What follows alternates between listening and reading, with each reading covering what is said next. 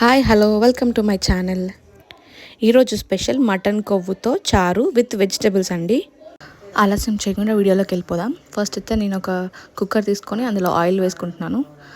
తర్వాత నేను జీలకర్ర, పచ్చిమిర్చి వేసుకుందాము. మీకు నచ్చిన కూరగాయలు వేసుకోవచ్చు. నేను ఆనియన్స్, క్యారెట్ వేసుకుంటున్నాను నా దగ్గర ఉన్నవి. మీరు కావాలంటే పొటాటోస్ అవి ఇంకా బీన్స్ అవి కూడా వేసుకోవచ్చు. ఇంకా నేను ఇవి స్ప్రింగ్ ఆనియన్స్ యాడ్ చేస్తున్నానండి. స్ప్రింగ్ ఆనియన్స్ మంచిగా వేగిన తర్వాత మనం మెంతి కూర యాడ్ చేసుకుందామండి. మెంతి కూర మంచి ఫ్లేవర్ ఇస్తుంది. కాకపోతే ఆయిల్లో మంచిగా ఫ్రై అవ్వనివ్వాలి. ఆయిల్లో మంచిగా ఫ్రై అయిన తర్వాత మనం ఇందులో పసుపు యాడ్ చేసుకుందాం. పసుపు కూడా పచ్చివాసన పోయే వరకు మంచిగా ఆయిల్లో వేగించి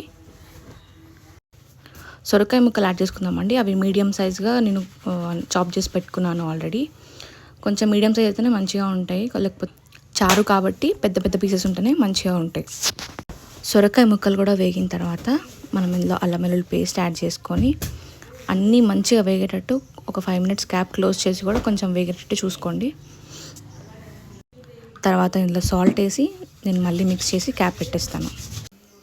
మనం ఆల్రెడీ మంచిగా వాష్ చేసి పెట్టుకున్న మటన్ కొవ్వుని ఇందులో యాడ్ చేసుకుందాము.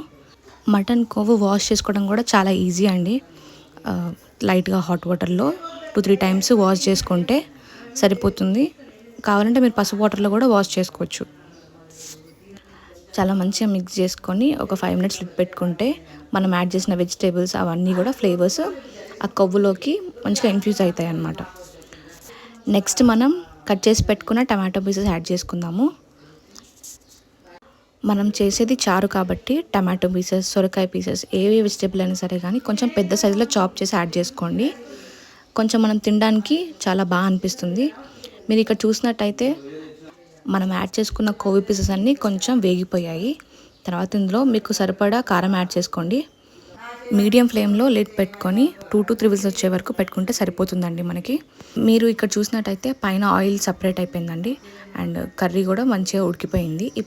ఇప్పుడు మనం 1/2 hour to 1 hour నానబెట్టుకున్న చింతపండు రసం యాడ్ చేద్దామండి.